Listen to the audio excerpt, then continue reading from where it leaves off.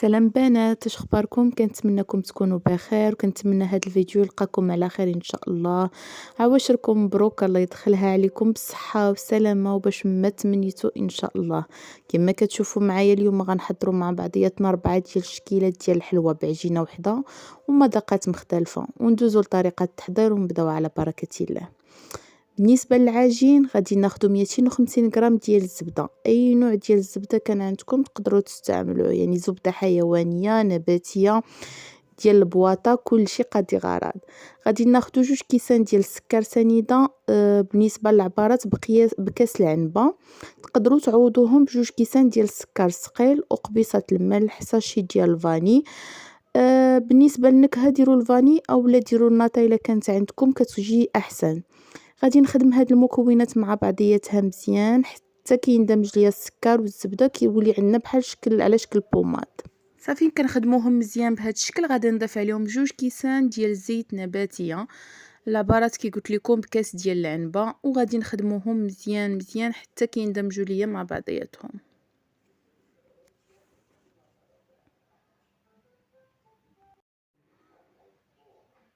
كيولي عندنا خليط بهذا الشكل هكا. غادي نضيف 3 ديال الحبات ديال البيض وغادي نخدمهم حتى هما مزيان مع الخليط.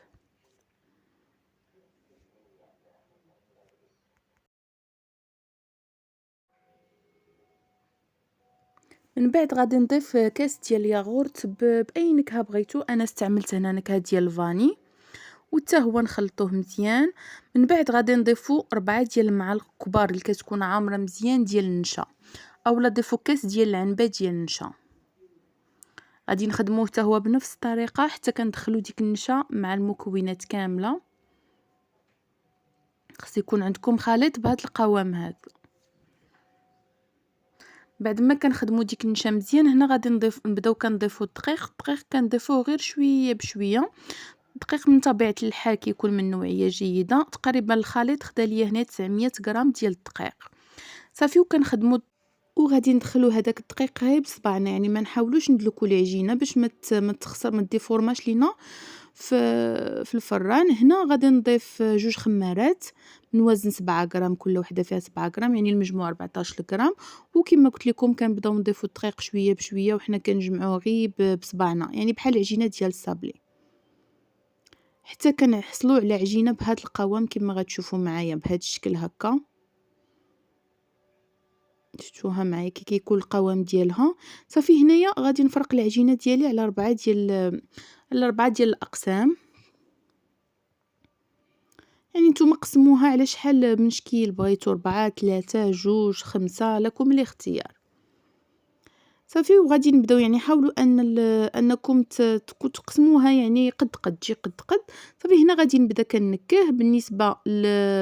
بالنسبه للنكهه الاولى درت هنايا لاغوم ديال الكراميل، وغادي ندير معاها واحد ساشي ديال الفلون ديال الكراميل، هي ساشي صغيره. وبالنسبه للنكهه الثانيه غادي ندير فيها الكاكاو، تقدروا ديروا فيها الفيرميسيل ديال الشوكولاته هي كتجي زوينه. والنكهه الاخرى غادي ندير لاغوم ديال الحامض. بالنسبه للنكهات ديروا النكهات اللي بغيتو، وبالنسبه للاخرى راه غادي نخليها غير بالنكهه ديال الفاني. صافي كنحاولوا ندخلوا هذوك النكهات اللي درنا في العجينه بهذا الشكل هكا غير بصبعنا. كنبداو كنديو العجينه ونجيبوها ما ندلكوهاش حتى تيدخلوا لنا دوك المكونات فيها مزيان اولا النكهه مزيان. من بعد غادي نغطيوها وكنخليوها جانبا. صافي غنبقى مستمره هكا حتى كنكمل الشكيلات اللي عندي بربعه. غير ما تدلكوش العجينه، حاولوا غير تبقاو كديوها وتجيبوها حتى يدخل فيها لا الشكلاط الكراميل اولا الحامض. كما قلت لكم النكهات تستعملوا النكهه اللي بغيتو. بعد ما كنكملوا العجينه كنجمعوها. صافي هنا غنبداو كنطلقوها. كنجيب جوج ورقات ديال الزبده بهذا الشكل، اولا ورق الفرن اولا 2 بلاستيكات يعني اللي كان متوفر عندكم. وكنحاولوا نطلقوا العجين ديالنا بهذا الشكل هكا. نطلقوها تكون رقيقه. هنا حيت غنضوبل انايا بالنسبه للحلوه غنديرها على 2. صافي من بعد ما طلقنا العجينه بهذا الشكل هكا غنجيب القطاعه وغنبدا كنشكل فيها. بالنسبه للشكيلات ديروا الشكيلات اللي بغيتو، يعني شكلوا نتوما بلي بغيتو، قطعوا بالطبع اللي بغيتو، لكم الاختيار.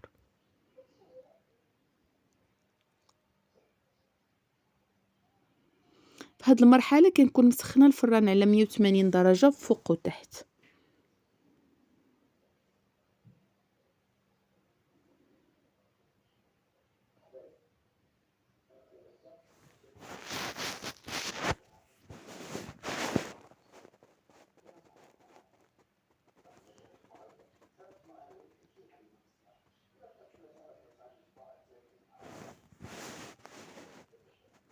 صافي هنايا بعد ما شكلنا الحلوى كاملة غادي نبدا كنديرها في لاطا ديال الفران، وغادي ندخلها كيف ما قلت لكم على فران اللي كيكون في الاول كنشعلو على 180 درجة. من كنبغي ندخل الحلوى كنزلو ل 150 درجة، كنخليه فوق وتحت، كندخلو الحلوى ديالنا حتى كطيب على خاطرها.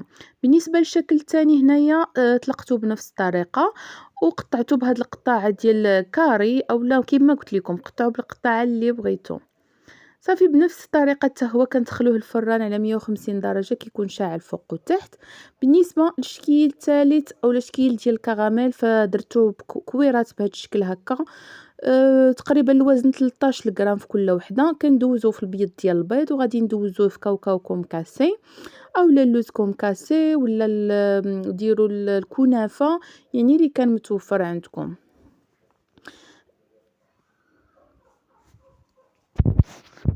كنحاول نمرمدو مزيان في هذاك الكاوكاو كومكاسي، غادي ندير فيه واحد تقيبه من الوسط هكا، حاولوا تقبوه مزيان حيت راه كتنفخ الحلوى بواحد شويه، وغنحطوه حتى هو في اللاطه اللي غتدخل لينا الفران.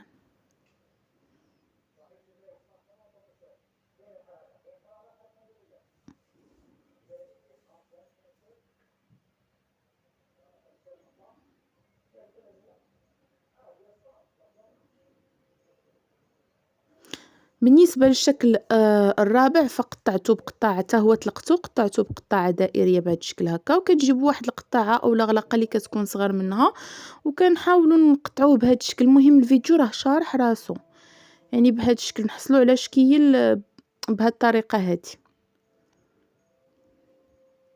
صافي بعد ما كطيب الحلوى ديالنا كيكون هذا هو الشكل ديالها بعد ما خرجتها من الفران. هانتوما شفتوا معايا كتحافظ على الشكل ديالها وكتجي مديهبه بهكا، كيجي المذاق زوين. صافي بالنسبه للتزيين هنايا انا غادي نلصقها بالتعليكه اللي درت فيها كاس ديال العسل مع واحد 10 ديال الحبات ديال الشوكولاط ابيض ولا غوم ديال الناطا. تقدروا ديروا شوكولاط كحل واي نكهه بغيتو. صافي كنديروهم فوق البوطه حتى كيذوب داك الشوكولاط. صافي كنحصلوا على تعليكه بهذا الشكل هكا، كنلصقوا بها الحليوه ديالنا. كما تقدروا تلصقوا بالكراميل، لوتيس، لاباطا شوكو اللي بغيتو، يعني اللي بغيتو. صافي هنايا غادي نجيب الشوكولاط اولا بديل الشوكولا اللي ذوبته، كنحاول نغطس فيه غير نص ديال ديك الحلوى بهذا الشكل هكا.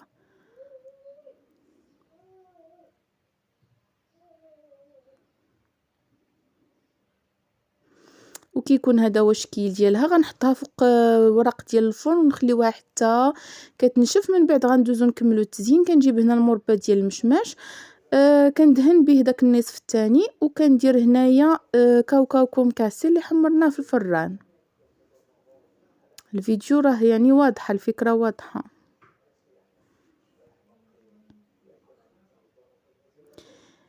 تزيين اللي هو بسيط بداكشي اللي متوفر عندك في الدار استعمليه وكيجي الشكل راقي وزوين.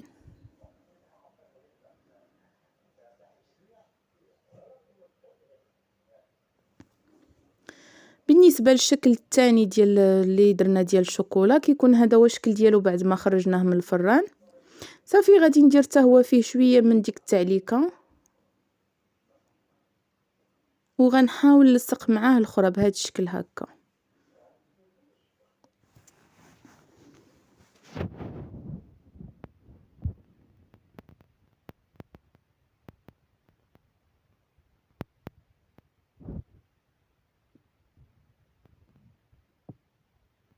كنبقى مستمره هكا حتى كنكمل الكميه اللي عندي كامله. من بعد هنايا ذوبت شويه ديال الشوكولاط ابيض، خصني واحد القطعه من الشوكولاط سوداء باش كتعطيني هاد اللون. كنبدا كندير خطوط عشوائيه فوق هاد الحلوى. تقدروا تستعملوا الشوكولاط ابيض الا كان عندكم، خطوط عشوائيه بالمعلقه هكا كتعطيني واحد الشكل هو زويون وكما قلت لكم سهل. بالنسبه للشكل اللي درناه دائري كنغطسو في الشوكولاط ابيض بديل الشوكولا اللي ذوبنا بيضه. وكنحطو جانبا حتى كيبرد. درت فوق منه خطوط من الشوكولات الابيض وزينته بلا باطا شوكولا اللي درت بها هاد الشكل ديال الوريضه، والاخرين زينتهم باوراق ديال الورد. كيجي هذا هو الشكل ديالو. بالنسبه للشكل الاخر ملي كنخرجوه من الفران كيكون بهذا الشكل هكا. جبت داكشي اللي تبقى ليا من الشوكولات وكنحاول نعمر به دوك الفراغات. كما تقدروا تعمروهم بالمربى اولا تعمروهم بالكراميل، لكم الاختيار. كما شفتوا حليوات اللي هي سهله، اقتصاديه، وتزيين اللي هو بسيط بداكشي اللي متوفر عندكم. المهم الفكره هي ديال العجينه اللي تقدر تخرجي منها شحال من شكل ديال الحلوى. صافي من بعد ملي كنعمر هاد الفراغات حتى هما درت فوق منهم خطوط غير رقيقه ديال الشكلاط. وكيكون هذا هو الشكل ديال الحليوات ديالنا، كيجيو راقيين شكلا. المذاق كيجي زوين بزاف. كنتمنى تجربوا الوصفه. تخليو لي الاراء ديالكم في لي كومونتير. بسلامه عليكم، في امان الله، وعيد مبارك سعيد.